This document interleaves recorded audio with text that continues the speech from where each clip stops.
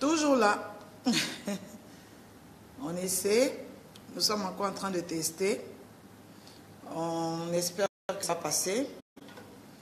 Et si ça ne passe pas, on va encore arrêter et tenter encore un autre opérateur. Voilà. Nous sommes en train d'essayer différents opérateurs parce qu'aujourd'hui, nous tenons absolument à faire notre direct. Ce direct, on tient absolument à le faire. Voilà. Je vois déjà 5 personnes connectées. Voilà. On voit déjà 5 personnes connectées, 6. Nous nous connectons au fur et à mesure. 8, 9, voilà. Nous arrivons. 10. Voilà, je vois les cœurs. 11 personnes. Voilà, nous invitons 12. Au fur et à mesure, ça monte. 14. Voilà. Oui, Myriam, rebonjour. Il y a des bonjours même que je n'ai même pas vu, des salutations que je n'ai même pas vu parce que la connexion n'était pas bonne. Voilà, 14 personnes connectées. Voilà, 15. Ça monte au fur et à mesure. Voilà, Luciole est en train de regarder. Myriam. Nous continuons, nous invitons. Voilà, Fatima Claudia vient de partager. Merci beaucoup, Fatima. Merci. Sandrine Mensa. Rebonjour, mon bébé. Bonjour. Oui, Luciole, je te vois calé. Nous sommes maintenant à 18. Nous montons au fur et à mesure. Titi Mbondo, merci. Bonjour. Nous montons. Aujourd'hui, ça va chauffer. Nous allons parler des choses chic. Oui, Mireille Faveur, merci. Maria Moudiongo, bonjour. Valérie Esso, Jenny KG, bonjour. Vanina, depuis le Cameroun, bonjour à tous les géants. Voilà, nous sommes à 18, nous continuons jusqu'à ce que nous atteignions un certain quota. 19, voilà, au fur et à mesure. 21, c'est très gentil. Voilà, nous écrivons, nous invitons. Nguesindri Louis, shalom mon bébé. Bonne arrivée. 22. Glo Faveur, merci. Issa Bachikama, merci. Avec 3 personnes viennent de partager. Ça va chauffer. Bao Blanche, oui. Shalom, nous sommes à 26. Nous montons. Merci pour tous ces cœurs. Waouh, 28. Nous montons. Oui, Manu, je te vois ma chérie, je te vois ma puce. Nous montons. Jeannette Foyodema, merci beaucoup d'être là. Sainte Marie-Odile, merci d'être là. Bonjour. Voilà, nous montons. Nous sommes en train de parler de quelque chose de tellement important, tellement sérieux. Inès Bléou, oui, bonne arrivée. Installez-vous. Voilà. Continuons à faire l'œuvre de Dieu. Continuons. J'espère que votre semaine s'est passée. Assoumou Faveur, je te vois. Oui, plein de cœur aussi pour toi. J'espère que la semaine se passe bien. Même si elle n'a pas bien commencé, ne vous inquiétez pas. L'Esprit de Dieu est là. Il est là. Dans ce que nous voyons qui n'a pas bien commencé, ça peut être une mauvaise lecture spirituelle des choses. Merci à tous ces cœurs. Marjo, Bowan, bonsoir, soyez bénis. Voilà. Donc nous montons au fur et à mesure. Nous invitons. Nous étions en train de parler depuis plusieurs jours sur l'entrepreneuriat. Nous avons 15 points à développer. Voilà, nous avons 15 points à développer. Nous sommes à 27 personnes qui regardent. Je crois que ça monte un peu plus. Voilà. Nguesindri Louise, voilà. On avait parlé déjà de 9 points. Je crois qu'on était au 8e point. Nous avons parlé de premier point, deuxième jusqu'à 8. Et les derniers qu'on avait étudiés la dernière fois, c'était... Oui, Miss Marjo, ça me fait plaisir aussi. Ah, c'est bon, Marie-Odile, vraiment, aujourd'hui, il faut suivre en direct. Voilà. Dieu est bon, il fait grâce. Nous avons... C'est vrai aussi qu'il y a un problème d'heure. Hein. Il y a des mots où l'heure est avantageuse pour certaines personnes, mais pour d'autres, ce n'est pas évident parce qu'on n'est pas dans les pays et tout. Mais Dieu est avec nous. On trouvera une solution à tout ça. Michel Quedefoy, sois béni. Donc, nous avons parlé du 6e point la dernière fois, c'était ça? On avait parlé du 6e point. On a dit que l'entrepreneur, c'est quelqu'un qui initie le changement pour un mieux-être. Et le 7e point, c'était que devenir entrepreneur, c'est se donner la liberté de se dépasser ou se surpasser. Voilà. Et le 8e point disait qu'un entrepreneur, c'est quelqu'un qui est porté par une vision. Je dirais même porté par une vision et qui veut en faire un projet. Et ce projet finit par devenir une entreprise. Donc c'est un processus, c'est un système dans lequel on se lance. Vous commencez comme de la blague, ça ne ressemble peut-être à rien, mais vous ne devez pas négliger ce que vous faites. Les gens autour de vous peuvent se permettre de négliger. Oui, essayez Louise Mireille. Les gens peuvent tenter de négliger ce que vous faites. Ils peuvent ne pas considérer ce que vous faites. Ils peuvent même se moquer de ce que vous faites. Ils peuvent pronostiquer sur ce que vous faites. Mais vous n'avez pas le droit de dire que ce n'est pas possible, que ça ne marchera pas, que ça ne produira pas, que ça ne va pas. Vous n'avez pas ce droit-là parce que vous avez plus d'éléments entre les mains. Déjà, qui est la vision, le rêve que vous avez. Ensuite, vous projetez cela, donc vous en faites un projet et vous décidez d'introduire ce projet en entrepreneuriat. Donc vous avez tellement d'éléments entre les mains. Merci, nous sommes à 29 maintenant. Grâce de Kwasi. Vous avez tellement d'éléments entre les mains qui vous permettent de dire que vous pouvez y arriver. Les gens autour de vous qui disent que ce n'est pas possible, ça ne se produira pas, ça ne peut pas, vous devez quelquefois les comprendre, sans les suivre en fait. Vous les comprenez, mais vous ne les suivez pas. Vous les comprenez parce que vous avez des détails qu'ils n'ont pas. C'est votre vision à vous, c'est votre rêve à vous, c'est votre projet à vous, c'est votre prophétie. Oui, Sandrine Dossou, c'est votre prophétie. Tu ne peux pas demander à quelqu'un de comprendre ta prophétie mieux que moi-même. Nous sommes à 36, nous montons encore. 37. Donc, il y a beaucoup de choses qui entrent en ligne de compte. Vous ne pouvez pas vous laisser dépasser par les événements. Vous ne devez pas même. Vous ne devez pas vous laisser dépasser par les événements, vous laisser assombrir les idées. Non. Vous êtes riche. Vous êtes riche. Oui, docteur Michel, Yao, mon fils depuis les États-Unis, sois béni. Vous êtes riche. La plus grande richesse, c'est d'avoir un rêve. Simone béni de Dieu. La plus grande richesse, c'est d'avoir un rêve. Vous avez un rêve, vous avez juste besoin de quelqu'un. Non, Armand Asirifix, le métro même, c'est maintenant là qu'on est rentré dedans. Ce n'est pas un problème, tu vas suivre après. Nous a manqué aussi. Vous voyez? Vous avez juste besoin d'avoir un rêve. Le rêve que vous devez avoir, il est plus que l'argent que vous aurez. L'argent que vous avez n'est pas plus important que le rêve. Parce que si vous avez l'argent que vous n'avez pas le rêve, il sera difficile d'aller loin. On peut avoir de l'argent, mais parce qu'on n'a pas un rêve, parce qu'on n'a pas un projet, on ne peut pas aller loin.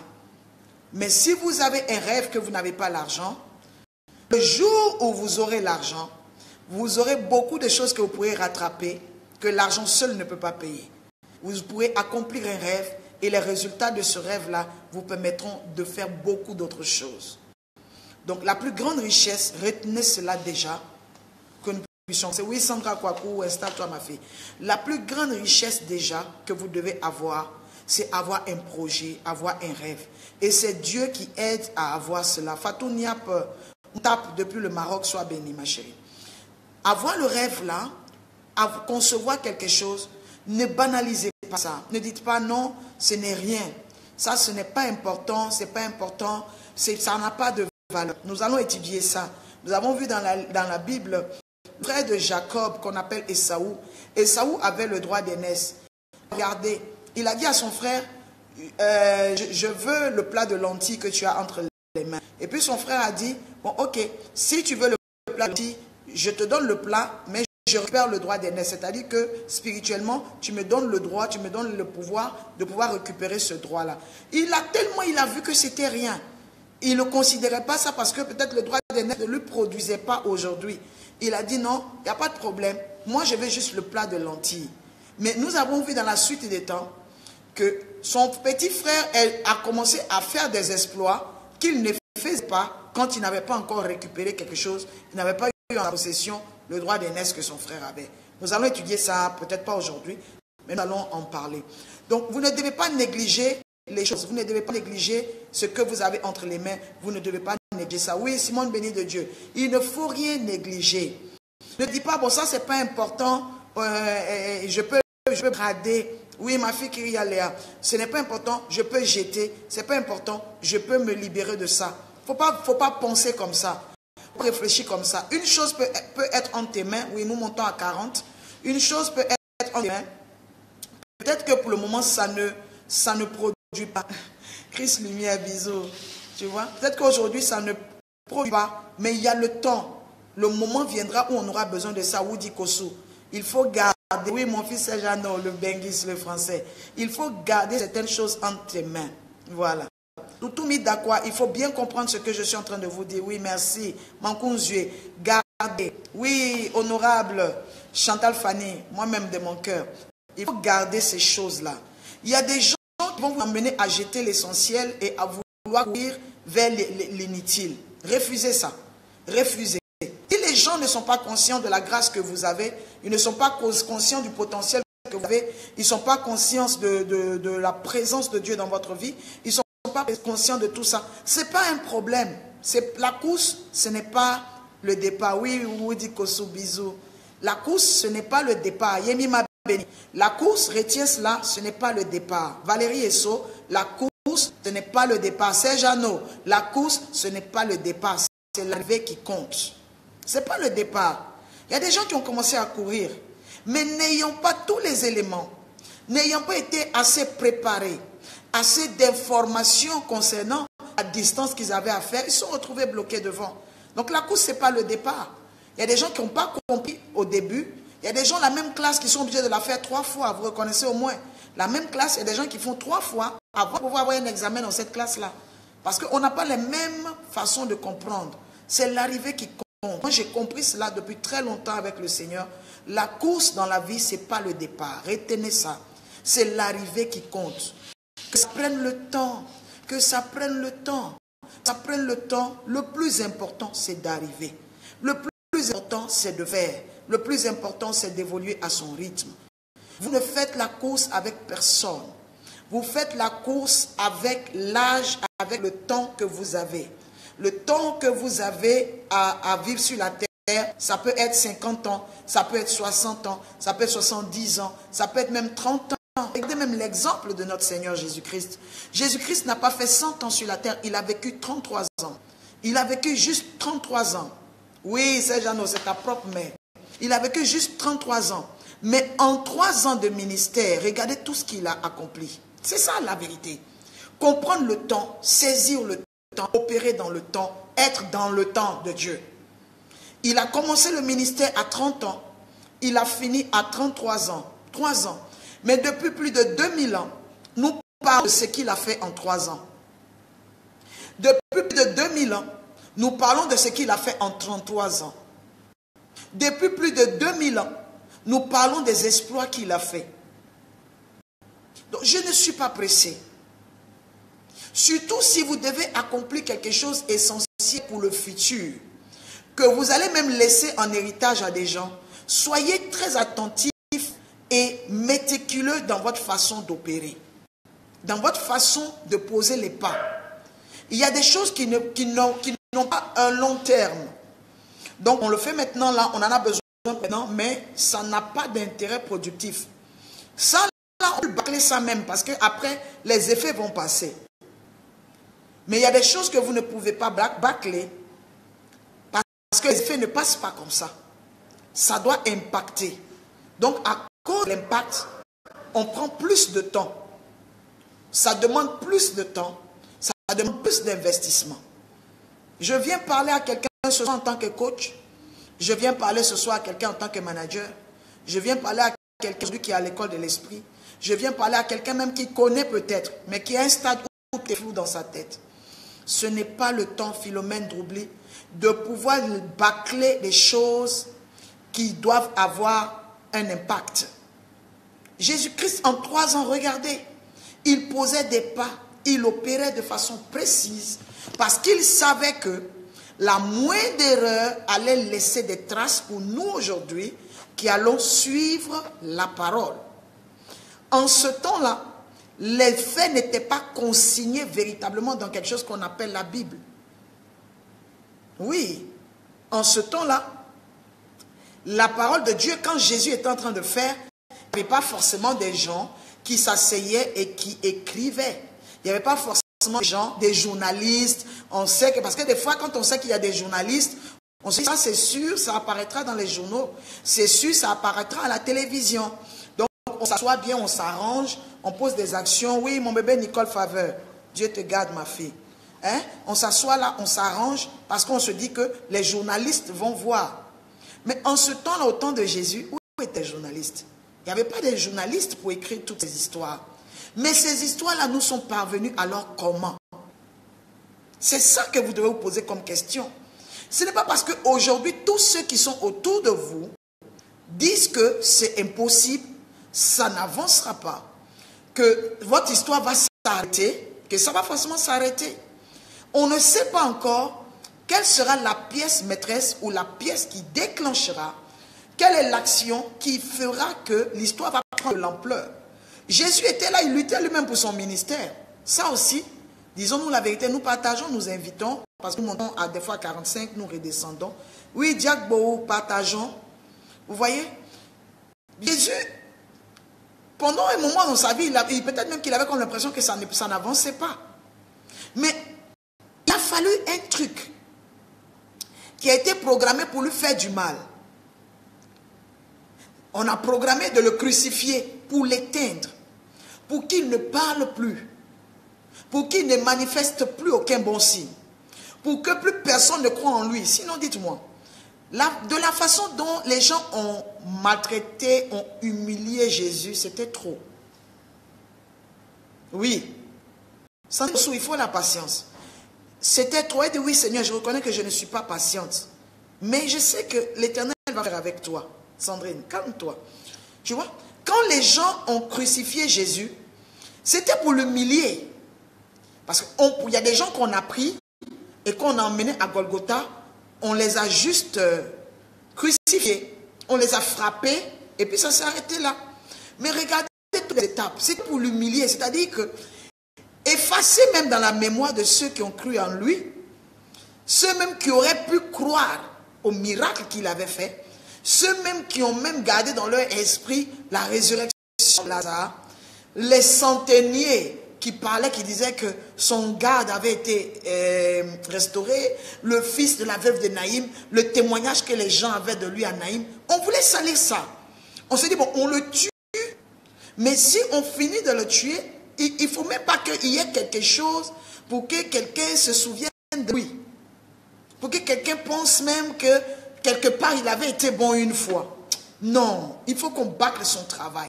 Donc, il y a des choses qui t'arrivent, que les gens font. Ils veulent bâcler ce que tu as déjà fait.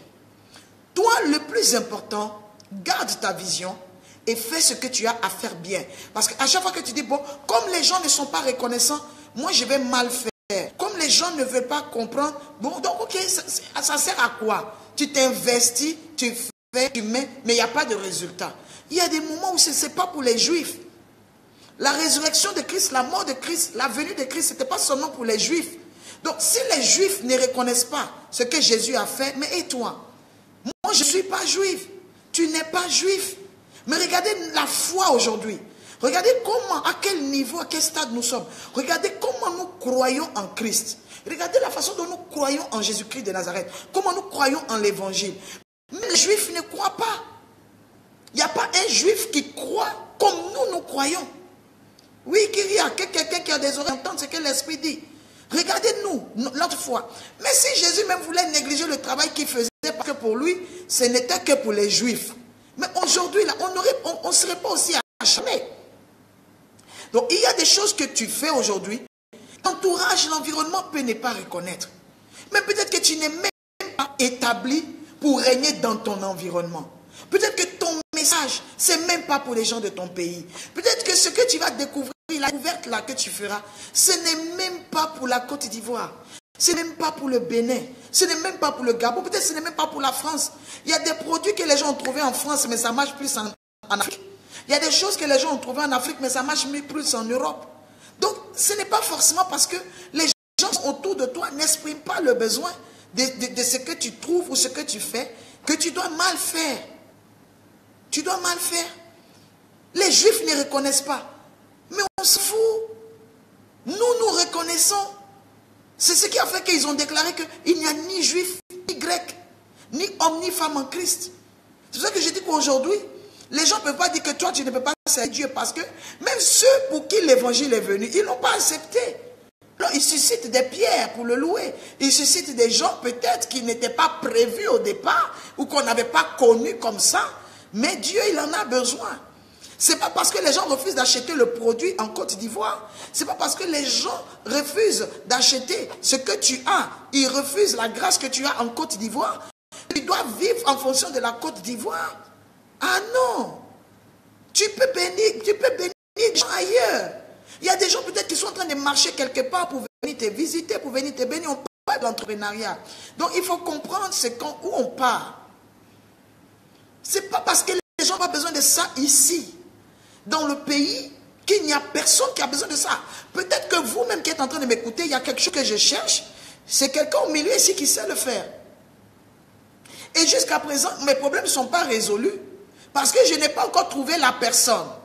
Et entre-temps, la personne que tu es a le produit, a la connexion, a l'habileté, la connaissance. Et tu es quelque part là-bas avec ça. Est-ce que tu vois un peu? Tu imagines? Parce que dans ton quartier, ils ne veulent pas ça, mais moi, en faveur, j'ai besoin de ça. Voilà. C'est normal qu'ils n'aient pas besoin de ça parce qu'ils n'ont pas les moyens de comprendre ça. Mais moi, je peux comprendre. Peut-être que moi, je suis en avance sur mon temps. Et que toi, tu es la solution à mon histoire. Tu es la solution à mon histoire. Mais en entendant que la personne dans la vie de qui tu seras la solution arrive, qu'est-ce que tu dois faire? Tu dois conserver la chose là. Parce que le fait que personne ne reconnaisse la chose aujourd'hui, te donne envie de jeter. Voilà, nous sommes 50, nous montons encore. Nous montons, nous continuons de partager et inviter. Parce qu'aujourd'hui, la chose n'est pas entre tes mains. Ou bien les gens que tu veux qu'ils reconnaissent. Des fois, toi aussi, tu élèves des gens qui n'en valent pas la peine. Tu élèves des personnes dans ta vie qui ne valent même pas la peine de cette élévation. Des fois, toi, tu te rabaisses, tu te diminues. Tu te mets en bas parce que tu donnes trop de valeur à des personnes qui n'en valent pas la peine. Regarde les frères de Joseph. Parlons simplement. Les frères de Joseph, Joseph leur apportait à manger. Joseph, regardez le potentiel qui était en Joseph. Le dépôt qui était en Joseph, il leur apportait à manger. Eux, ils ne savaient même pas qu'ils pouvaient prendre ce petit-là pour en faire quelque chose de bon. Mais quel avenir? Ses frères avaient quel pays? Ses frères avaient quoi en eux qui devait demain nourrir les nations? Ils avaient quel bon projet? Donc vous, si c'était toi, tu allais dire non, c'est fini. Moi, je ne peux pas, en Égypte, là, je ne peux pas donner le meilleur parce que moi, mes frères, je les ai tellement considérés. Moi, j'ai tellement, mais regarde mes frères, je te dis, ce sont mes propres frères, ce sont les enfants de mon père. Il y a beaucoup de nous aujourd'hui, Bibiane Zenzi. Nous ne voulons plus avancer, nous ne voulons plus opérer parce que nous disons que ce que nos frères nous ont fait, mais est-ce qu'ils en valent vraiment la peine? Est-ce qu'ils valent la peine de jeter ce projet-là, véritablement? Est-ce que vraiment, les gens pour qui tu veux abandonner la foi, les gens à cause de qui tu veux abandonner ton mariage, les personnes à cause de qui tu veux abandonner le projet que tu as, est-ce qu'ils valent vraiment la peine? Parce qu'une personne qui vaut la peine, c'est une personne qui te comprend, qui a une longueur d'avance comme toi. Mais une personne qui ne comprend rien ne vaut pas la peine que tu jettes ton projet pour lui. Le projet là même a plus de valeur que la personne. Parce qu'un projet qu'ils ne sont pas capables de comprendre, le projet là a alors trop de valeur. C'est parce que le projet est costaud.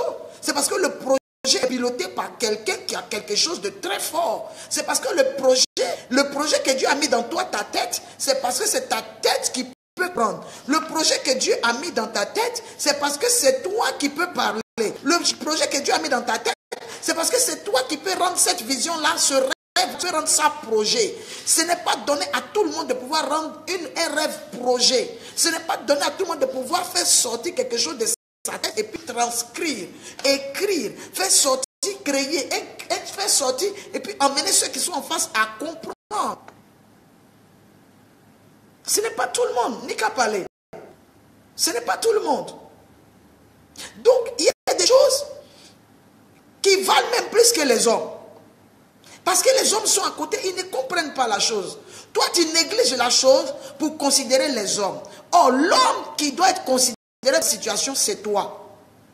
C'est pour cela que quand Joseph a quitté le milieu, il a quitté le milieu familial, il a quitté le système dans lequel il évoluait, il a quitté le système fraternel. On peut inviter, partager. Nous sommes en train de monter au fur et à mesure. Quand il a quitté ce système-là, vous allez voir que c'est devenu plus fluide pour lui. Il y a des gens, en fait, des fois, ce n'est même pas l'environnement. Ce sont les personnes dans votre environnement qui sont problématiques. Des fois, ce n'est même pas la terre qui est maudite. Ce sont ceux qui sont autour de vous. Si. Des fois, ce n'est même pas la terre. Hein. Ce n'est même pas la famille là même qui est maudite. C'est l'état d'esprit des personnes dans lequel vous évoluez. C'est leur état d'esprit qui est le problème. Ce n'est même pas le pays. Ce n'est même pas le pays. Quittez cet environnement, dans le même pays, vous produirez. Quittez ce monsieur, dans le même pays, vous serez épanoui dans la relation. Quittez cette femme, dans le même pays, vous aurez une autre femme. Elle n'est pas d'une autre ethnie, elle n'est pas d'un autre pays. Oui, mon propre verso, Manoa Joseph et Pikaïzo. Tu vois, tu n'as même pas besoin de quitter le pays. C'est l'environnement, ce sont les personnes autour de toi. Ce sont ces personnes-là que tu dois canaliser. Savoir avec qui tu traites quoi, avec qui tu fais quoi. Voilà. C'est ça. Donc Joseph, il n'a pas changé. Vous avez vu que le fait que Joseph n'ait pas changé, il a fini par changer la pensée de ceux qui étaient autour de lui. C'est encore un autre point fort. Joseph n'a pas changé de nature. Il n'a pas changé de projet, hein, prof Amanois. Il n'a pas changé d'objectif. Et finalement, ce sont ses frères qui sont venus se soumettre à ce qu'ils avaient refusé au départ. Donc, oui, Sandra Kwaku demande comment bien s'entourer. Mais on s'entoure bien d'abord en mettant en priorité sa vision. Déjà, le fait d'avoir en priorité sa vision fera qu'il y a des gens qui se disqualifieront seuls. La vision d'abord, le rêve d'abord. Le rêve même va commencer à sélectionner parce que le fait que les gens ne comprennent pas ce que tu veux faire, tu n'auras même pas besoin de les chasser. Ils partiront. Beaucoup abandonneront parce qu'ils ne comprennent pas la vision. C'est déjà un nettoyage.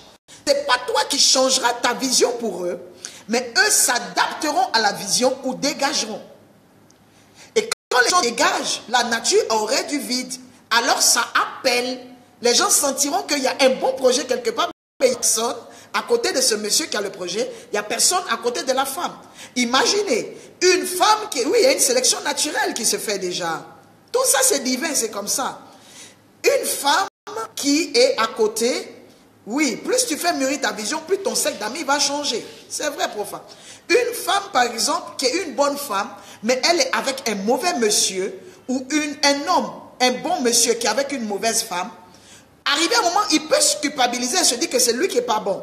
Arrivé à un moment, la femme peut culpabiliser et dire que c'est elle qui n'est pas bonne. Mais tu vas remarquer que si elle reste bonne, le monsieur finira par la perdre. Il change ou il la perd. Ou la femme change ou elle perd le monsieur qui est à un niveau qui n'est pas le niveau dans lequel la cour dans laquelle elle doit jouer. Et vous constatez que dès que la personne qui était le blocage, qui était le problème en fait, part parce que n'étant pas adapté, adéquat, vous constatez automatiquement que la marchandise prend en valeur. Elle était en train de traîner ici avec un monsieur qui ne comprend rien du tout. Vous allez constater que plus elle va prendre de la valeur, elle va comprendre qui elle est, elle va comprendre ce qu'elle a, elle va comprendre où elle part. Quand l'autre va te dire que c'est moi qui te fais, tes personnes, toi t'es qui rien, c'est moi qui te fais, c'est moi qui t'élève, c'est moi qui fait que tu as ce nom-là. Elle prend en valeur, elle sait que ce n'est pas quelqu'un, c'est la chose qu'elle porte. Vous allez constater maintenant qu'elle va sélectionner les personnes qui doivent l'approcher. Quand des gens vont venir pour leur dire non, je vais t'épouser, elle va commencer à peser les gens. Elle va commencer à peser les gens, pas en fonction de ce qu'ils disent, mais elle les pèse en fonction de ce qu'elle vaut. Voilà. En fonction de ce qu'elle vaut. C'est là que tu dis que moi maintenant, là, avant, je marchais avec tout le monde, maintenant je ne marche plus avec tout le monde.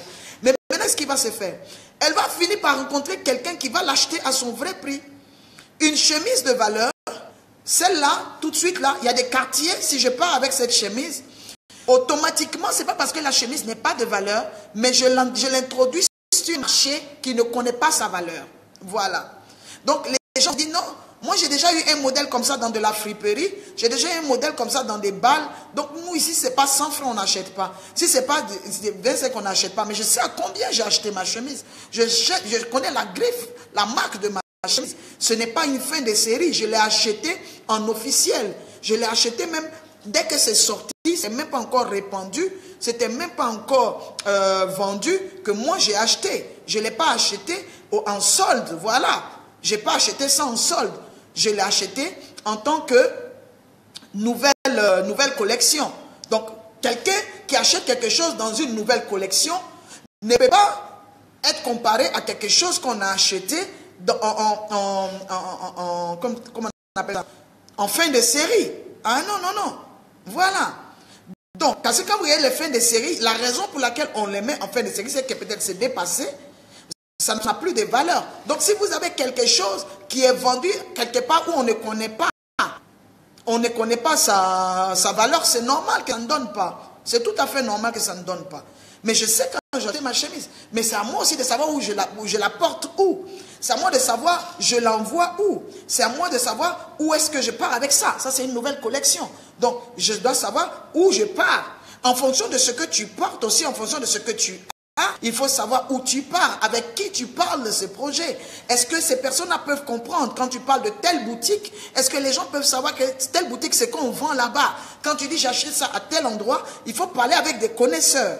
Donc, il y a beaucoup de choses aujourd'hui qui ne produisent pas parce que nous communiquons avec des personnes qui n'ont pas la connaissance. Ce ne sont pas des connaisseurs. Mais quand tu parles de quelque chose avec un connaisseur, lui, il te dit déjà le prix parce qu'il était là-bas il n'y a pas longtemps. Il a vu tel modèle. Il dit non, moi j'ai vu comme ça. Elle te dit non, j'ai vu l'autre là. Le dos était fermé. J'ai vu ça aussi en manche longue. L'autre te dit non, moi pour moi par exemple, c'est avec une corde dans le dos. C'est avec une corde dans le dos. Mais on peut parler. On n'a pas vu la même chose, mais on parle un peu des mêmes boutiques. On parle, voilà. Donc on a un peu les mêmes centres d'intérêt. On peut s'édifier par rapport à la différence de modèle. Mais sur la base, on est sur la même longueur d'onde. Il y a plusieurs personnes avec qui vous traitez. Je dis en fait, ce n'est pas votre projet qui est mauvais, ce n'est pas ce que vous devez faire qui est mauvais, mais vous rencontrez des personnes qui ne comprennent rien à rien. Voilà. Donc il y a la sélection naturelle qui se fait. Il y a la sélection qui se fait toute seule. Il y a ceux-là qui vont partir. Maintenant, quand les gens vous abandonnent, ils partent, ils vous laissent. Voilà. Après, c'est quoi? Il faut maintenant, par rapport à ceux qui viennent, leur faire comprendre le projet. Parce qu'il ne faut pas perdre temps avec des gens. Ça va être rébellote. C'est la même chose qui va recommencer. Tu fais comprendre le projet aux personnes qui viennent auprès de toi. Tu fais comprendre le projet à ceux qui sont avec toi. Tu ne perds pas le temps. En fait, il n'y a pas de temps à perdre. Les gens se positionnent lorsqu'ils veulent. Parce qu'il y a des gens qui sont attirés par le mouvement. Mais en fait, ils ne remplissent pas les conditions de faire partir du mouvement. Ils sont attirés par le mouvement. Ils aiment la nouveauté. Ou ils affouillent quelque chose. Donc, ils se rapprochent de toi.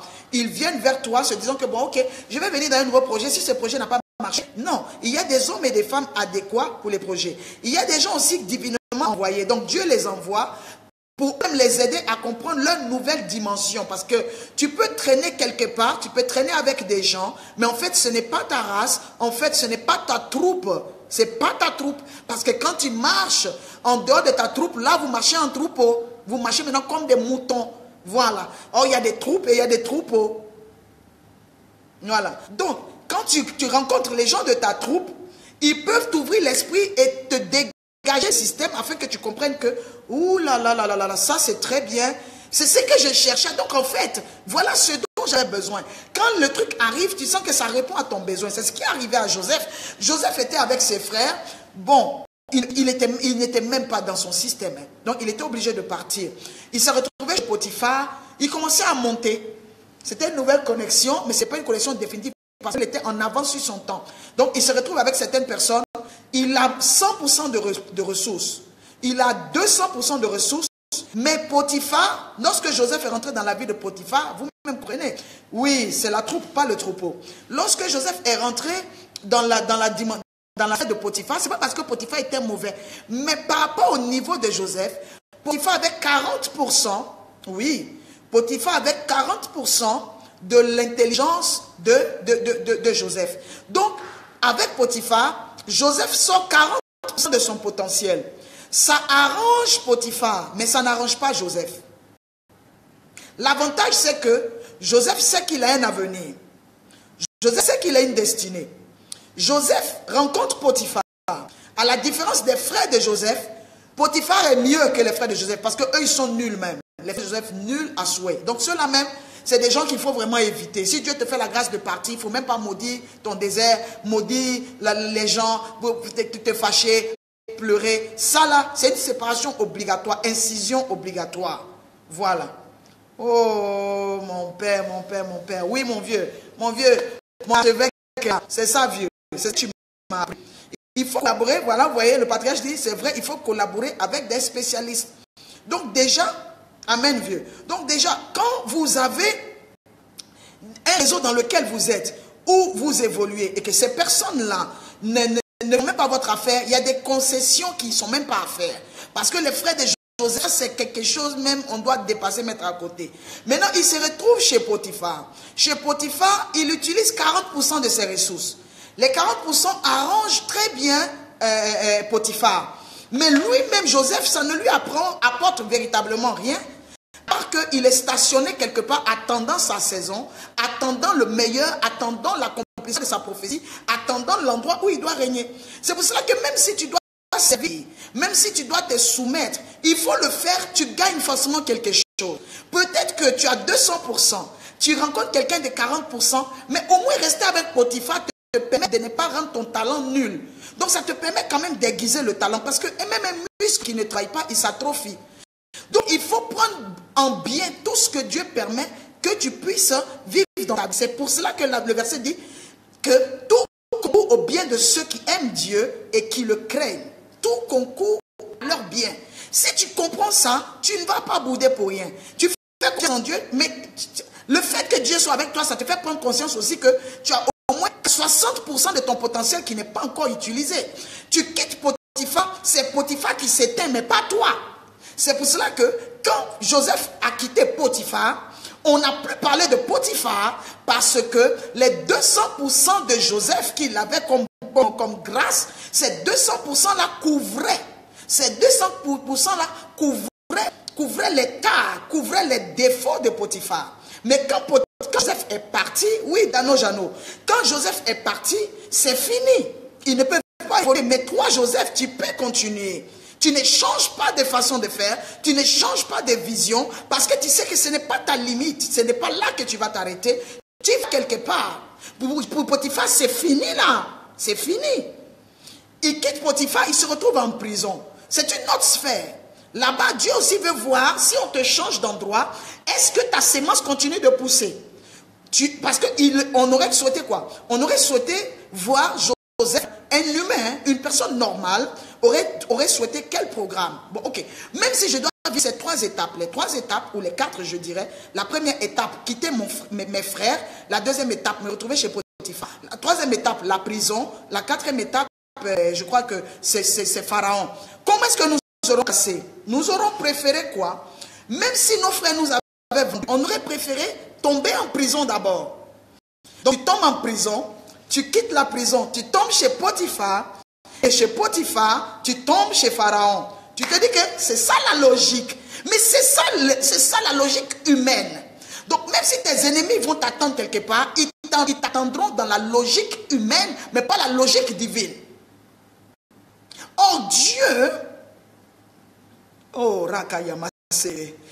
Dieu ne veut pas que tu marches dans le système humain, parce que le système humain peut être abrégé par l'ennemi. Mais le système divin, c'est impossible. Ça finit par s'accomplir, quelles que soient les embûches. Donc pour toi, c'est quoi? Ok, je vais commencer d'abord, je quitte mes frères, je vais en prison, et puis je finis en prison, je vais chez Potiphar, et de Potiphar, je tombe chez Pharaon. Mais dans ce système, écoute-moi bien, écoute-moi très bien. Tu commences, tes frères te vendent. Tu quittes la vente, tu tombes en prison. Laisse-moi te raconter ce que l'histoire va te fabriquer. Oui, Sandra Kwaku. Si tu quittes tes frères et que tu tombes en prison, dans le programme de la prison, c'était quoi? Le programme de la prison, c'était que Joseph rencontre les chansons et le panetier. Or, les chansons et le panetier ont plus accès au roi que Potiphar. Il y a des choses que tu demandes à Dieu de faire dans ta vie, Bellamira. Il faut bien te positionner pour demander. Tu n'as pas l'intelligence plus que Dieu. Dieu est souverain. Il connaît maintenant, il connaît devant, il connaît après. Si Joseph quitte ses frères qui tombent en prison, il sera difficile à Joseph de retourner chez Pharaon parce que le panetier va mourir et les chansons vont lui permettre quoi? D'avoir une réserve de quelques années où il doit rentrer. Mais maintenant, il quitte la prison et il se retrouve chez Potiphar. Vous comprenez? Or, c'est les chansons qui doivent parler de Joseph à Pharaon. Écoutez où on parle. Hein? Vous allez comprendre Dieu. Donc, il a commencé en prison. Il a connu les chansons et tout. Et maintenant, il quitte les chansons et il se retrouve chez Potiphar. Et on arrive chez Potiphar. Et Potiphar, qui était un grand dignitaire, un haut dignitaire, on va venir dire maintenant que Joseph a violé la femme de Potiphar. Et vous pensez que les chansons vont parler de Joseph à Pharaon? Vous êtes sûr? Analysez. Joseph commence par la prison. Les chansons est prêt à l'aider. Les chansons est prêt à le bénir. Les chansons est convaincu de lui. Et maintenant, c'est de chez les chansons, c'est de la prison que Joseph part. Sandra Kakou dit, live de 15 h quoi, trop dangereux. Vous voyez? C'est de la prison que Joseph rentre chez Potiphar. Pour vous, c'était ça la logique. Mais vous êtes sûr qu'un problème comme ça va sortir. Un dossier d'emprisonnement va sortir et c'est Joseph qu'on va établir en tant que violeur. Ce n'est pas possible. Donc les choses qui vont le plus blesser votre vie, Dieu peut permettre que vous puissiez les vivre maintenant. Les gens qui font le plus grand mal, c'est maintenant que vous les rencontrez. Avant que vous n'atteigniez un certain niveau. Des personnes qui vont salir votre réputation. Il permet que vous puissiez les rencontrer maintenant. Dites Amen. Les gens qui vont vous maltraiter, des gens qui vont penser qu'ils ont sucé toute votre grâce. Parce que pour Potiphar et sa femme, ils ont sucé toute la grâce. Le petit là, mais qu'est-ce qu'il peut produire? Le petit là, mais qu'est-ce qu'il peut donner? Mais le petit là, mais qu'est-ce qu'il peut apporter? Pourquoi ils ont fini? Or, la Bible dit quoi? Quand il a quitté chez Potiphar et qu'il est arrivé dans la prison, la Bible dit que Dieu l'a accompagné. La présence de Dieu, l'accompagnement de Dieu, la sécurité de Dieu, c'est pour nous renouveler. C'est pour ça qu'on dit que le Seigneur révèle ses bontés chaque matin. Il révèle les bontés chaque matin.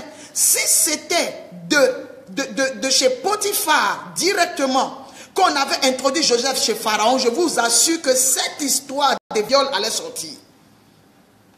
Cette histoire de viol là, ça allait sortir.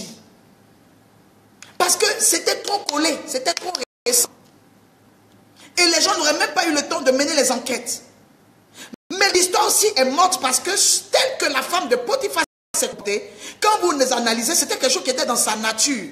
Donc le temps aussi que Joseph a fait en prison, ils ont eu le temps de mener des enquêtes. Parce qu'on ne peut pas parler de Joseph, l'introduire comme ça, s'ils n'ont pas vérifié que l'enfant a une bonne moralité. Et des fois, pour vérifier, quand on t'accuse de quelque chose, oui, le pasteur a tenté de me violer, oui, le pasteur m'a escroqué, oui, le pasteur, il y a des choses que les gens nous racontent sur toi, il n'y a que le temps qui peut régler, il n'y a que le temps qui peut guérir, il n'y a que le temps qui peut démentir, parce que tel que Joseph était avec la femme de Potiphar, sincèrement, il n'y avait pas eu de témoin, il n'y avait rien du tout, il n'y avait rien qui pouvait confier que Joseph n'avait pas fait. Des fois même, Dieu nous convainc que ce n'est pas ça, mais les faits. On a la tunique du jeune homme. Il y a toujours des gens, même aujourd'hui, l'Esprit de Dieu vient dire non, ce n'est pas qu'on n'a pas fait. Mais vous dites, mais et ça? Mais et les preuves? Mais voilà la tunique, vous aussi, on a vu la tunique. Donc ces choses-là, pour que ça meure, il faut du temps. Pour que la vérité sorte. Pour que le caractère de chacun se présente. Pour qu'on sache qui dit la vérité. Pour qu'on sache dans un couple qui est mauvais. Si c'est le monsieur, si c'est la femme, le temps, l'autre nom de Dieu. Tu es obligé de patienter. Et c'est dans ce temps-là que toi tu dis non, je ne fais plus rien. Il ne faut pas dire ça. Il faut continuer. Tu as donné 40% à Potiphar. Tant que Dieu ne te retire pas la grâce. Oh, Roko Yamasheke. Tant que Dieu ne te retire pas la chose. C'est que cette chose-là va encore t'introduire. Moi je dis fais ce que tu sais faire. C'est par ça que Dieu va te visiter. Continue à faire et fais le bien. Fais ce que tu sais faire. C'est par là que Dieu va visiter ta vie. La Bible dit ceci. Il s'est retrouvé chez Potiphar. Il a quitté Potiphar. Il s'est retrouvé en prison. En prison, là-bas, regardez, il était dans une prison des hommes. Dieu a fait quoi? Pourquoi est-ce que Dieu a enlevé Joseph du côté où il va avoir des femmes? On l'a mis en prison parce que la prison et le désert sont les deux endroits où généralement les femmes ne sont pas. Vous avez remarqué, dans le désert, les femmes ne sont pas dans le désert. Et les femmes ne sont pas dans les prisons. Parce qu'il y a des prisons pour les hommes et des prisons pour les femmes. Il y a des choses que Dieu t'a données. C'est par exemple ta beauté, ton intelligence. Il y a beaucoup de choses que Dieu t'a données. Si tu n'es pas en position, parce que quand Joseph est devenu premier ministre, il était maintenant un commandant. Donc aucune femme ne pouvait venir mentir sur lui pour dire qu'il tentait de la violer. Est-ce que tu comprends? Il y a des choses que tu subis, en fait, tu n'as rien fait. Mais c'est une grâce qu'il a donnée, mais la grâce là commence à travailler contre toi. Voilà. On peut aujourd'hui t'accuser de tous les maux, on peut t'accuser d'escroquerie, on peut t'accuser de ceci, de cela. Mais véritablement, c'est parce qu'à cause de ton talent. Quand on dit par exemple que le pasteur il parle et il escroque, mais c'est parce qu'il sait parler, c'est tout. Donc celui qui ne sait pas parler, trouve que c'est l'escroquerie, mais si escroquer c'est facile. Mais pourquoi est-ce qu'il y a des gens qui peuvent te dire que toi tu penses que tu peux m'escroquer? Même escroquer là c'est un talent. Escroquer là, il faut avoir un talent, il faut avoir un don pour escroquer. Jusqu'aujourd'hui, on dit que les chrétiens ne sont pas bons, les pasteurs ne sont pas bons. Tout le monde a l'information, mais comment des gens continuent à donner leur argent? Mais comment des gens continuent de s'aimer? Comment des gens continuent à donner des terrains? Comment est-ce que des gens continuent à se l'œuvre de Dieu? Ce qui veut dire qu'il y a des paroles, ça n'entre pas parce que quand la personne même vient prendre la parole là vient étouffer tout. C'est un talent, c'est un don. C'est un don. Voilà. Donc il y a des dons qui militent nous au départ, mais après ça nous bénit. Ça milite nous au départ, mais après ça nous bénit. Donc Dieu fait quoi? Dieu l'enlève où il peut rencontrer des femmes. C'est pour ça qu'on l'a mis en prison. Et la prison a considéré que les prisonniers soient homosexuels. Vraiment, il n'y a pas une femme là-bas qui peut dire ceci. C'est pour ça qu'il y a des gens aussi qui disent, mais Seigneur, pourquoi est-ce que je ne me marie pas? Mais pourquoi est-ce que tu ne me donnes pas? Mais pourquoi tu ne me bénis pas? Mais Seigneur, pourquoi tu n'ouvres pas? Mais Seigneur, pourquoi tu ne me visites pas? Il y a la préparation à ton trône. Il y a la préparation à ton élévation. Regardez le cheminement avec Joseph. Dieu n'a pas dit à Joseph avant que Joseph ne soit établi. Dieu a réglé le problème de mariage à la fin. Je viens dire à quelqu'un qui m'écoute aujourd'hui. Les femmes, les hommes, ne mettez pas à faire des mariages en priorité dans tout. Il y a des gens, c'est après leur stabilité. Après leur stabilité dans le travail, stabilité dans les affaires, stabilité dans le ministère que Dieu règle le problème de mariage. Joseph n'était pas marié. Mais quand Joseph a fini tout et qu'il s'est marié, il avait assez d'expérience, il avait assez d'expertise et il avait tellement maîtrisé dans sa vie. Vous avez vu, on n'a jamais parlé d'un problème de foyer concernant Joseph. On n'a jamais parlé de problème de foyer. Parce que quand Dieu a donné une femme à Joseph, Joseph a tellement souffert qu'il a su prendre soin de sa femme. Il a su aimer sa femme. Il a su donner, que lui, il avait besoin de beaucoup d'amour. Parce que de toute son enfance, c'était un homme qui avait... Donc Dieu même peut te bénir, toi femme qui est en train de lutter. Dieu pour le moment, le monsieur là est dans une autre femme. Après il est en train de faire ça, après il est en train de faire ça. Pour qu'il connaisse ta valeur. Il connaisse ta valeur quand tu vas rentrer dans sa vie. Parce que tu as un besoin. Lorsqu'il a un besoin, lorsque tu arrives au moment, tu arrives dans la vie d'une personne, pendant que tu es la réponse à son besoin, les résultats, l'impact est différent. Tu rencontres un homme qui est encore tête en l'air dans l'histoire des femmes. Tu es une bonne femme, mais tu passeras pour une mauvaise femme parce que ce n'est pas pour le moment son besoin de se caser. Mais tu deviens une femme bien lorsque tu es une femme réponse, tu es un homme réponse. Tu rencontres une fille qui a la tête en l'air, pour qu'elle puisse rester calme, tu auras beaucoup de sacrifices à faire. Tu auras beaucoup de prix à payer parce que dans ses objectifs présents, franchement, c'est pas le mariage son souci, c'est pas le mariage son problème. Mais quand tu rencontres la dame, au moment où elle est fatiguée, c'est sa troisième expérience, elle se retrouve avec 2 ou 3 enfants, elle est fatiguée, tu vas voir que ce pourquoi elle parlait avant, ce pourquoi elle était prompte à ramasser ses bagages, ça n'aura plus autant de valeur parce qu'en ce moment, elle a un besoin de rester calme, elle a un besoin de se caser, elle a un besoin de calme. Donc vous aussi, demandez à Dieu de permettre que vous puissiez arriver dans la vie des gens pour être réponse à leurs besoins. Joseph a impacté lorsqu'il est arrivé en prison parce qu'en prison, il n'y n'y avait personne qui pouvait régler les problèmes du chef de la prison. La Bible dit quoi? La Bible dit que lorsque Joseph est arrivé en prison, il a pris la place. Le chef de la prison lui a donné la place. Mais pourquoi est-ce que le chef de la prison a donné la place à Joseph? Parce qu'il était fatigué. Donc quand il a vu un monsieur qui n'a pas fait des études, des gardes pénitentiaires, il n'a pas fait tout ça, mais il maîtrise, il l'organise. Il dit, bon, ok, Joseph, tu dois monter. Ça permet au gardien de la prison de se reposer. Joseph est arrivé au moment où on avait besoin d'une réponse. J'aime être une personne réponse. Et pour être une personne réponse, Dieu te prépare dans les problèmes. Les personnes réponses sont préparées dans les problèmes. Les personnes qui doivent devenir réponses sont préparées dans des combats. Les personnes qui doivent devenir réponses sont préparées par expérience. Les personnes qui doivent devenir réponses. Jésus-Christ est devenu la solution du monde parce qu'il a été préparé. La Bible dit qu'il croissait en stature, en sagesse, en connaissance, en grâce et en âge. Mais cette croissance, c'était pourquoi? C'était pour être un homme solution. C'était pour un homme réponse. C'était pour un homme apte à régler les problèmes. C'est pourquoi il était descendu, parce qu'il avait une gloire, il avait une façon d'être dans les cieux. Il est descendu sur la terre pour être une autre personne. Il est descendu sur la terre, c'est pour être une autre personne. Donc il devait s'adapter à la nouvelle vie qu'il devait vivre pendant 33 ans. Vous devez aussi comprendre que si Dieu veut faire de vous des personnes spéciales, oui, une personne réponse. Dieu vous fait une personne spéciale. Il va vous préparer au nouvel environnement. Donc tu peux te retrouver des jours où tu as l'argent et il y a des jours où tu n'as pas l'argent. Dieu est en train de te préparer à l'environnement dans lequel tu interviendras en tant que réponse.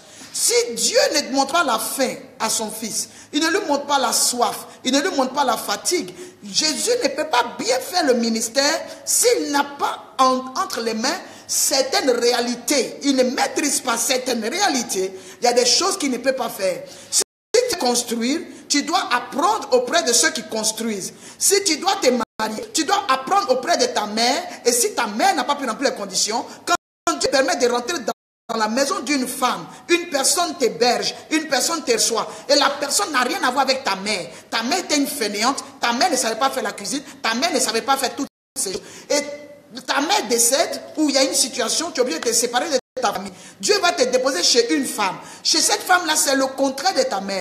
Ta mère ne criait pas sur toi, cette femme-là crie sur toi. Ta mère ne te réveillait pas tôt, cette femme-là te réveille tôt. Tu dis, on me maltraite. Non, vraiment, nous sommes maltraités. Je suis maltraité. Oui, précieuse Perle, Clarisse de Dieu, Bruce, Sophie Ouga, installez-vous. Non, je suis maltraité. Ce n'est pas une maltraitance. Le fait que ta mère n'était pas appris tout ça, Dieu sait que tu vas finir chez Pharaon. Dieu sait que tu vas finir chez Pharaon. Donc tu dois passer chez Potiphar. Tu dois quitter chez Potiphar en prison. Parce que rester pendant des années et des années en train de récolter, il faut quelqu'un qui est habitué à la solitude. Pendant qu'il y avait les 7 années de vaches grasses, les autres étaient en train de manger, les autres étaient en train de vivre, les autres étaient en train de faire, parce qu'ils sont à la vie. Mais Joseph a pu rester pendant 7 ans en train de conserver, parce qu'il était habitué à rester seul. Il était habitué à rester enfermé. Il y a des gens même que Dieu emmène sur un terrain où ils aimaient sortir, ils aimaient les amitiés. Arrivé un moment, Dieu t'enferme. Tu ne comprends même pas. Dieu te met dans un système où il t'emprisonne. Il t'emprisonne parce que le fait que les gens t'abandonnent, ça t'emmène dans un état. Or, il sait que tu seras quelqu'un qui sera appelé. Une personne qui va finir par aller beaucoup à la montagne. Tes résultats seront cachés dans la montagne. Ta percée sera cachée dans la vie des montagnes. Ton évolution sera cachée dans la montagne. Ta sécurité, ça doit passer par la montagne. Donc, qu'est-ce que Dieu va faire? Dieu va créer des situations. Mais tu vois qu'aujourd'hui, les gens qui peuvent vivre seuls, ce sont des personnes qu'on a beaucoup maltraitées. Ce sont des personnes qui se sont réfugiées en Christ. Or, ce refuge-là, c'était un caractère que ça taillait. Aujourd'hui, pendant qu'on ne prépare, mon nom est toujours dans les problèmes. À chaque fois qu'on juge affaire, mon nom est dedans. À chaque fois qu'on juge affaire, mon nom est dedans. Il y a des gens qui ne sont pas concernés par ça parce que la vie les a déjà formés.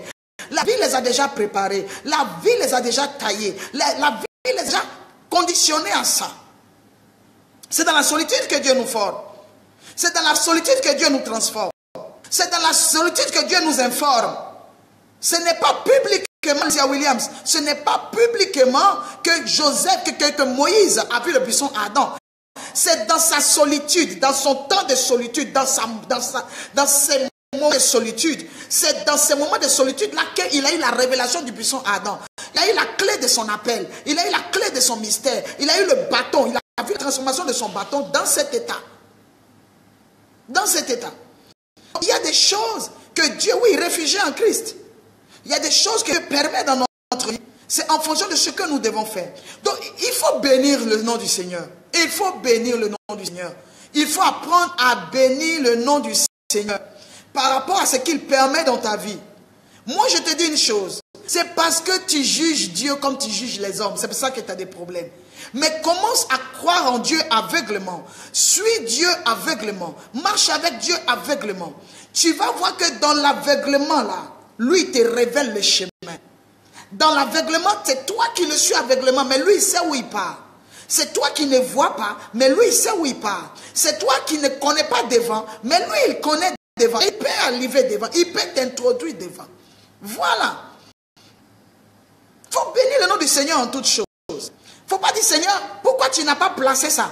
Pourquoi est-ce que tu ne m'as pas donné le mari d'abord? Il y a des choses là, avant d'atteindre ça, il faut que tu n'aies pas de femme. Parce qu'il y a des choses, si tu as la femme, il y a des gens, la femme les aide à évoluer, et il y a des gens, c'est la femme qui va les amener en arrière.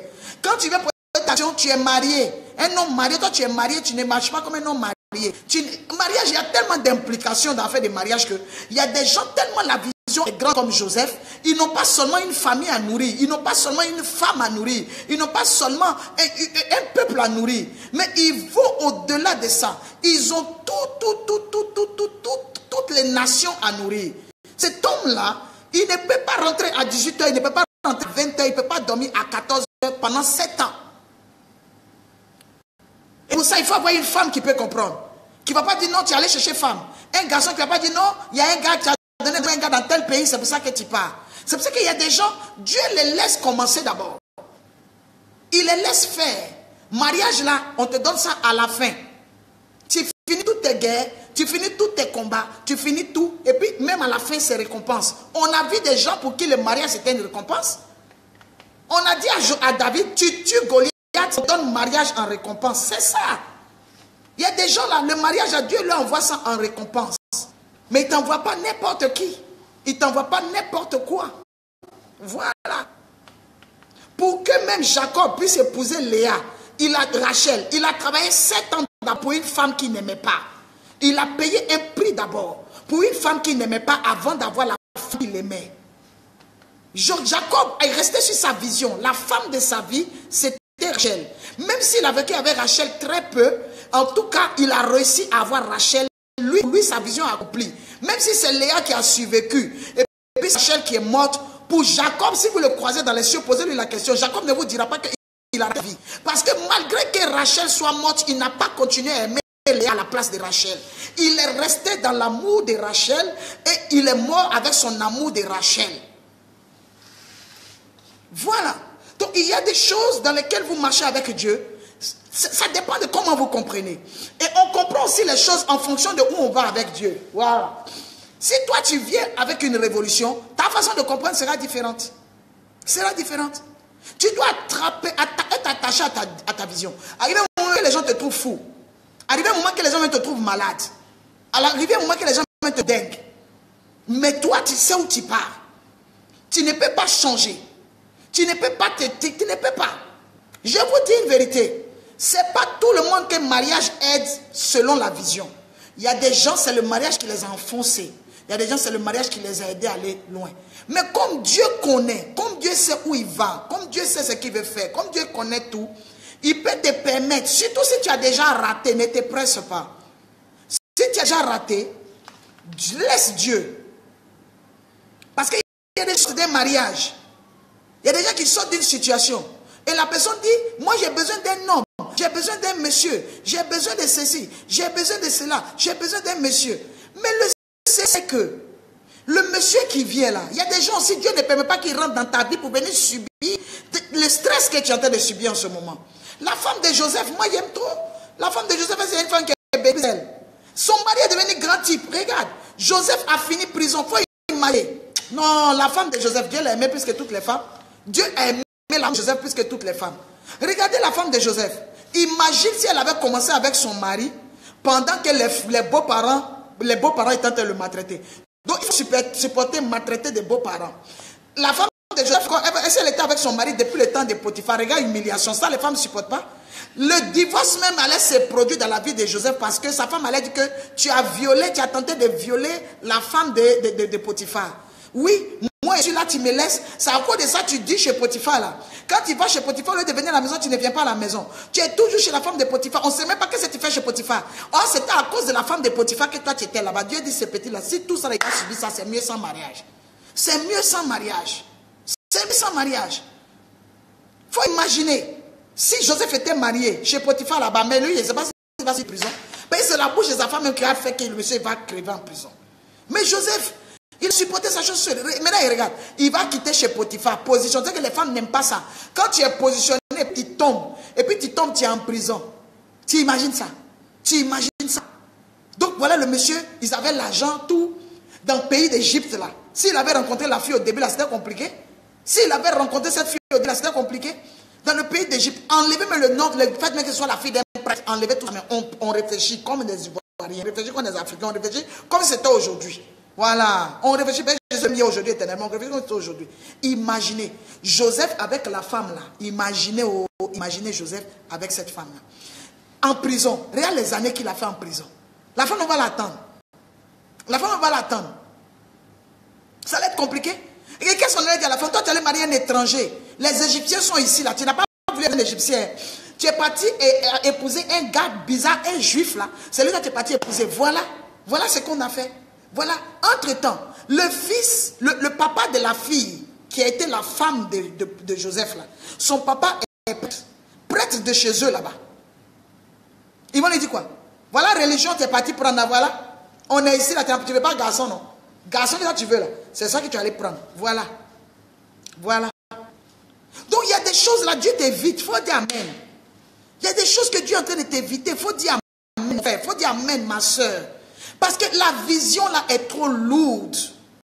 La vision est lourde. Regardez, lisez bien la vie de Joseph. Hein. Non, je ne sais pas combien de femmes qui allaient pouvoir supporter. Des fois, vous voulez vous introduire dans la vie des personnes.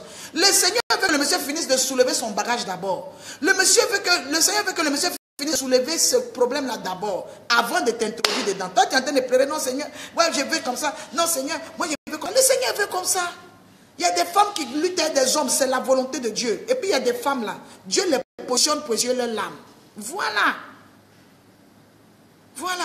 Si Joseph avait rencontré cette femme-là avant leur mariage, là, on allait nous écrire des modèles dedans, hein, ça allait chauffer. Parce que ça n'allait pas être facile.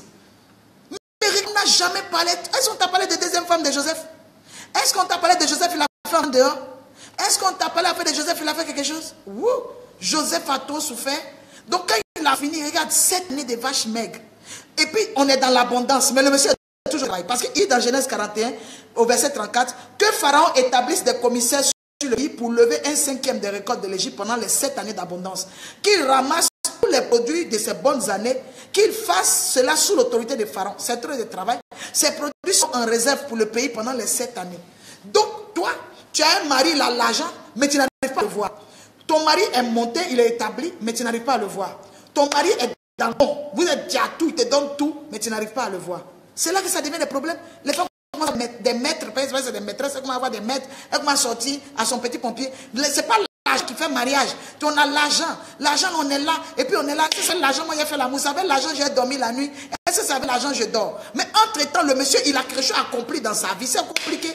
Dieu sait que peut-être une Israélite peut comprendre. Parce que Sarah comprenait Abraham. Rebecca comprenait Isaac. Mais la femme de Joseph, elle n'était pas israélite. Donc il y a des choses que la femme de Joseph ne pouvait pas comprendre. C'est pour cela que Dieu a envoyé le mariage après. Il y a des choses que les chrétiens peuvent comprendre. Il y a des choses que les Israélites peuvent comprendre. Il y a des choses que les tribus peuvent comprendre. Il y a des choses que tout le monde ne peut pas comprendre parce qu'on n'évolue pas dans le même système.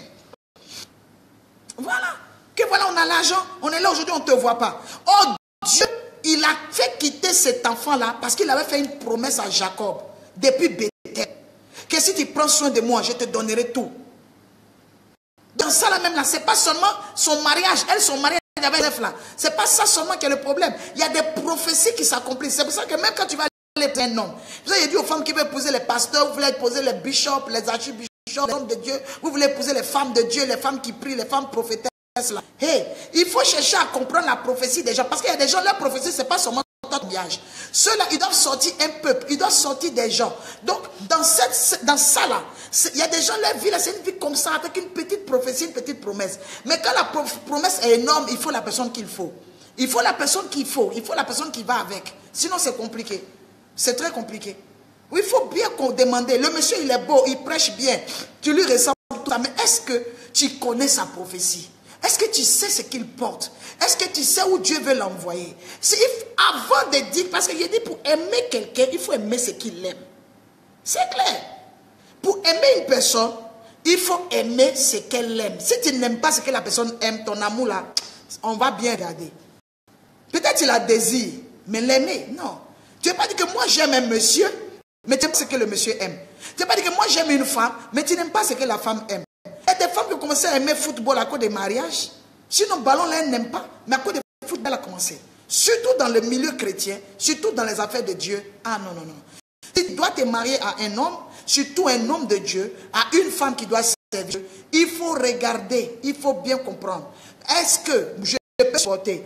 Est-ce que je peux m'asseoir là? Est-ce que, vous avez vu, quand Sarkozy devait se marier, la femme avec laquelle il était, la femme a dit que moi je ne peux pas supporter. Je ne peux pas. Moi j'aime ma vie cachée. J'aime la vie où je sors le matin, je rentre le soir. Je ne peux pas aimer cette vie-là où je vais me retrouver avec caméra. Il allait prendre qui? Sarkozy allait marier qui? Répondez-moi. Il allait marier Carla Bruni. Parce que Carla Bruni, toute sa vie, elle est ça. Carla Bruni aime caméra. Caméra la même là, elle même c'est des mains pour donner ça, pour qu'on prenne photo de ça.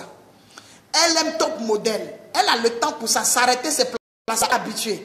S'arrêter pendant des heures en tant que mannequin, elle est habituée.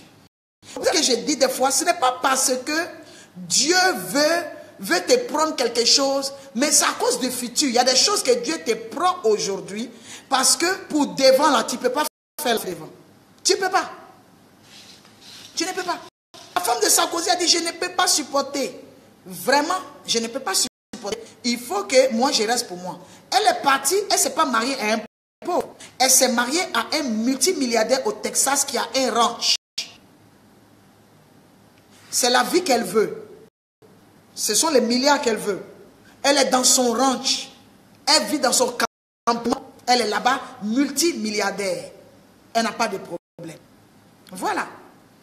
Mais Sarkozy, avec cette femme au palais, ça allait être difficile. Il y aurait toujours des tensions. Il y aurait toujours des palabres parce que la femme ne sait pas ce qu'elle veut. Voilà. Mais vous regardez Carla Bruni, il a ses petits écarts, mais c'est énorme. Hein? Il a ses petits écarts, mais avec sa Carla, eh bien, on y va. Parce qu'elle rentre dans sa vision. Voilà. Il y a des choses là dont on doit tenir compte en fonction de la vision. C'est pour cela que vous devez beaucoup parler. Vous devez parler avant d'évoluer. Moi, dans la vision. En dehors de on va se mettre ensemble. Dans 10 ans, qu'est-ce que tu veux être? Le monsieur dit, je vais être chef d'État. Si toi, tu sais que tu peux payer le prix, on va venir vous frapper à la maison parce que politique d'Afrique, il y a frappé dedans. Politique africaine, il y a choc dedans. Politique africaine, il y a emprisonnement dedans. Politique africaine, il y a verbiage creux. Politique africaine, il y a mensonge, injure dans les journaux. Si tu sais que tu l'aimes, mais voilà, lui, il dit, il veut être président. Si ça ne peut pas là, il ne faut pas bloquer le monsieur. Quand la vision maintenant des présidents commence là, tu dis non, que je ne veux pas. Que non, mais non, il faut voir tout ce que ça implique. Tu ne peux pas dire que toi, tu veux être la femme d'un pasteur et puis tu n'aimes pas la prière. Tu ne peux pas dire que toi, tu veux être la femme d'un homme de Dieu et puis tu n'aimes pas prier. Ça ne peut pas marcher, ça ne marche pas. Tu ne peux pas dire que toi, tu veux épouser un homme public et tu es impoli. Parce que impolitesse, ça ne suffit qu'en public. Tu seras obligé de te travailler. Tu seras obligé de travailler ton cœur. Tu ne peux pas dire que toi, tu veux être la femme d'un homme public et puis toi, tu ne veux pas qu'il aide les gens. Donc lui, public que lui, il est là. Il est public pour être méchant. Public, il ne peut pas payer les études des gens. Public, il ne peut pas donner l'argent à quelqu'un. Public, il ne peut pas aider son frère. Public, il ne peut pas aider un malheureux. Public, il ne peut pas payer les études des gens. Quel genre d'homme public ça? Lui, public, là, c'est comment? Tu dois accepter qu'il partage. Si tu n'aimes pas que ton mari partage, tu n'es pas sa femme. C'est que tu n'es pas sa femme. Toi, tu veux épouser un chanteur. Un monsieur, il chante. Concert, on ne chante pas matin, parce que le matin, les gens vont au travail pour avoir leur argent. Concert, c'est week-end. Donc, il ne sera pas à la maison samedi, il ne sera pas à la maison vendredi, il ne sera pas à la maison d'après-midi. Bon, quand tu as un chanteur là-haut, tu es dû de ma chérie. La force. Parce que chanteur égale à groupie. Chanteur égale à club. Chanteur égale à succès. Chanteur égale à découcher. Chanteur égale à programme. Même s'il n'a pas de programme, il dit il a un programme. C'est ça, chanteur. Ah! Tu vas venir prendre un gars qui descend à 18h, tu vas à la fonction publique, c'est pas mieux. Mais si tu veux ça, tu seras obligé de t'adapter. C'est important. Chanter comme ça. Donc ça ne sera pas facile. SMS là, ils vont lui écrire. Si tu ne veux pas, on est en train de parler, je vais finir aujourd'hui sur ça, on va se retrouver encore demain. Si tu ne veux pas aussi qu'on prends un monsieur qui est vilain. Parce que tu dois prendre un beau gosse égale la femme. Beau gosse, les vilains gosses, ils ont des gosses qui sont fans d'eux. Maintenant, c'est beau gosse. Aïe! Parce que le problème, c'est que vilain gosse, pour qu'il puisse taper dans le pays, c'est qu'il faut qu'il ait l'argent. L'argent, c'est sa beauté. Mais un homme qui est beau, même s'il n'a pas l'argent, il est riche de beauté. Il est riche quelque part. Donc, tu veux épouser une belle femme, il faut t'attraper bien. Et hyper jaloux, excédant en jalousie, c'est difficile de marier une belle femme. Si toi, tu sais que tu es déjà jaloux, pas par une femme très jolie.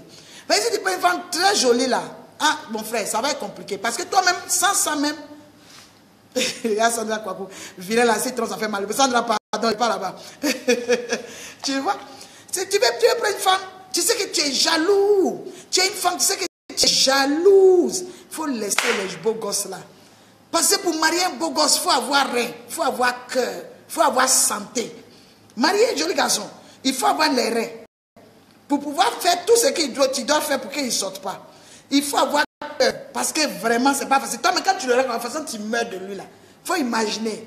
Esprit de mourage dans la ville. Il faut étudier tous les paramètres. C'est compliqué. Hein? Ton cœur là, ça coupe matin, ça coupe le soir, ça coupe matin. Voilà. Sauf que regarde, chanteur, regarde la trompette. Tu vois? Donc, c'est très important. Avant de t'engager dans quelque chose, il faut regarder à court, à moyen et à long terme. Il faut étudier. C'est très important. Je vous dis la vérité. Il y a des choses là, vous les voulez, mais vous n'êtes pas prêts. Vous ne pouvez pas supporter. Vous ne pouvez pas. Regardez un homme comme Jacob. Jacob n'est pas parti pour faire 20 ans chez son oncle. Mais à cause de la femme là. Oui. À cause de la femme là. À cause de la femme là, Rachel. La Bible dit que Rachel était belle de figure. La Bible dit que Rachel là, elle peut tuer. Quand tu regardes Rachel, ça peut tuer. Mais si Jacob acceptait de faire 20 ans là-bas, de travailler 14 ans, c'est que la beauté de Rachel était comment? Oh? La beauté de Rachel là était comment? Il a accepté pendant 14 ans de travailler pour Rachel. Ah! C'est que la fille là, sa beauté là, ça donne travail. Tu as vu? Pour Léa là, 7 ans ça suffisait. Tu as vu non? La grande soeur de Rachel là, 7 ans ça suffisait. On donnait, et puis on borne dessus même. Et puis on donnait encore bétail, allez-vous-en. Mais pour avoir Rachel, il faut 14 ans. Jacob, moi, il me tué, il l'aime. Jacob, il dit ça là, c'est ce qu'il veut. Je ne peux pas accepter 7 ans là. Il a fini 7 ans, c'est pas Léa que je veux. C'est Rachel que je veux. Donc, tant que moi, il n'y a pas eu Rachel, on ne respire pas. Imagine, quand toi, tu as venu travailler 7 ans, c'est Rachel que tu vises. Et puis, on te donne Léa. Maintenant, toi, tu as Léa. Entre-temps, ce n'est pas Léa que tu veux. Mais Rachel ne peut pas rester là, donc quelqu'un d'autre va venir la marier. Et comme la vilaine Léa est déjà mariée. Donc maintenant, celui qui va venir prendre Rachel, là, lui il va travailler 7 ans, et puis il va avoir sa cadeau comme ça. Oh, Jacob, c'est un calculateur, on appelle doubleur usurpateur. Quand il calcule comme ça ne tombe pas. Et non. Pourquoi? Et puis moi, essayer dans la ville, quelqu'un va travailler 7 ans, parce qu'il n'y a pas une autre Léa. Quelqu'un va travailler 7 ans pour avoir Rachel, et puis lui, il va dormir Rachel jusqu'à matin. Mais c'est qu'on est dans le travail là. Personne n'aura Rachel ici. C'est ça un homme, c'est ça une femme. Si tu sais que tu as eu Léa, tu t'es trompé là. Si tu dois faire 14 ans, attrape ton cœur. Si tu dois te battre pour avoir Rachel, attrape ton cœur. Parce que même si c'est 2 jours que Jacob va vivre avec Rachel, Rachel lui a quand même donné Joseph et Benjamin. Et tu vois, quand ce que tu as aimé finit par te produire des résultats. Il a aimé Rachel.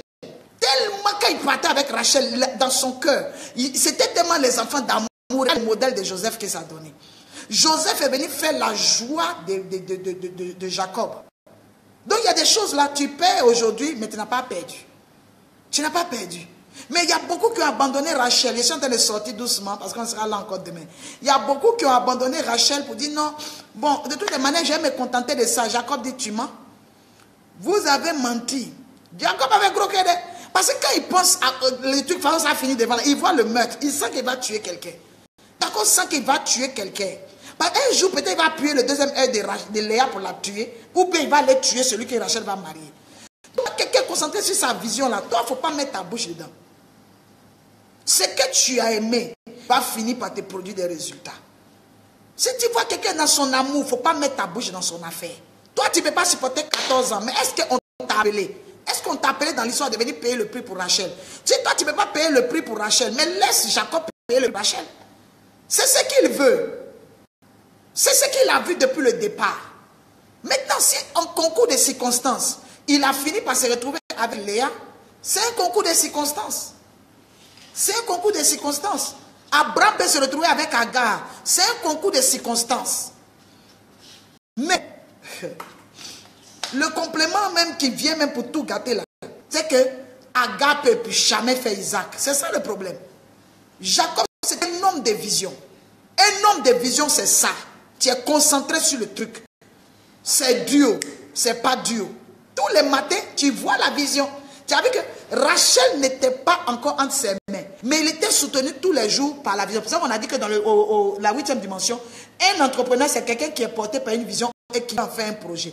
Donc, quand il voit Rachel passer comme ça, là, il boum même. Quand il voit Rachel passer comme ça, là, il est inspiré. Et vous vous dites quoi? C'est impossible. Il n'y a rien qui est impossible pour l'objectif que tu dois atteindre. Et il n'y a rien qui est impossible si Dieu est dedans. Rien n'est impossible si Dieu est dedans. Rien n'est impossible. Vous vous dites quoi? Que 14 ans pour une femme, je ne peux pas faire. Mais il y a quelqu'un qui l'a fait. Et il l'a fait quand on lit l'histoire, il a récupéré la go. Il a récupéré la femme. Elle est devenue sa femme. On lutte, on ne laisse pas. Agar ne peut jamais faire Isaac. Elle va faire Ismaël. Elle ne peut jamais faire Isaac. Parce que les reins de Sarah, là, Dieu veille dessus. Il veille dessus. Donc soyez encore bénis. Que toute la gloire revienne au roi des rois. Il nous a fait grâce de pouvoir finir l'émission pour aujourd'hui. Il est Dieu, il est sur son trône. Je vais vous laisser vaquer à vos occupations, allez faire ce que vous avez à faire. Que le Seigneur vous bénisse. Gros bisous. Nous avons pu quand même avoir notre rendez-vous des géants. Nous continuons. Voilà. Donc, n'abandonnez pas. Ne laissez tomber. Ne laissez pas tomber. Focalisez-vous. Travaillez avec des spécialistes, des gens qui ont la grâce, des gens qui ont le potentiel. Travaillez avec des personnes qui peuvent vous amener de l'avant. Ne bradez pas la grâce que vous avez. Ne mettez pas votre vie entre les mains de tout le monde. Ne mettez pas vos projets entre les mains de tout le monde. Croyez en votre esprit d'innovation. Croyez aussi en l'Esprit de Dieu qui est avec vous. Croyez que l'Éternel vous visite, qu'il vous fasse du bien. Je vous aime beaucoup, beaucoup, beaucoup, beaucoup. Beaucoup gros bisous, nous regardons, nous partageons et par la grâce de Dieu, nous allons nous retrouver encore demain. Nous allons nous retrouver demain peut-être à 15 h, on va tenter encore 15 h demain. Dieu fera grâce et je sais que nous irons très loin. Je vous aime beaucoup les gens et les géantes. Nous sommes toujours sur l'entrepreneuriat. Bonne soirée à vous et gros bisous. Dieu nous garde.